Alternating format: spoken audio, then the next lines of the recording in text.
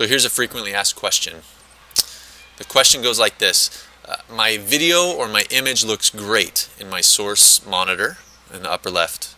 When I take it and I drag it to my timeline, it's way too zoomed in. What's my problem?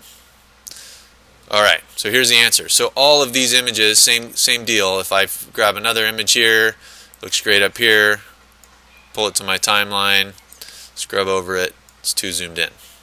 So there's a couple ways to fix it. One, which is not the best way, is you could go in here to this image, find the corner, and just make it smaller. So keep dragging it in, get it all the way down, and make it fit within that frame. The reason that's not the way to do it is your resolution will be different, and you have to do that every single time, and you don't want to do that. And even though I can now make this fit, I still have these black bars on the top and the bottom, which I don't want. So instead, I want to set up my sequence with the settings from this camera.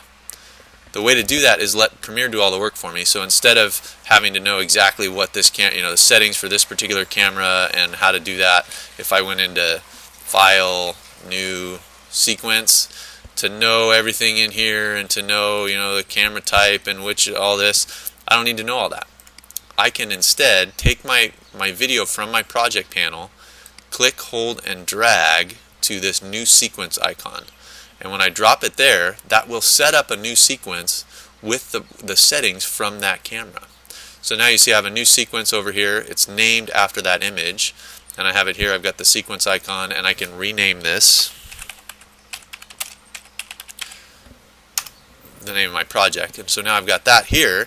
So instead of this option here where I have to resize everything, I've got in my 1 minute story, my new sequence that I set up here, if I take this image and I pull it into this new sequence and then I scrub over it, it looks correct.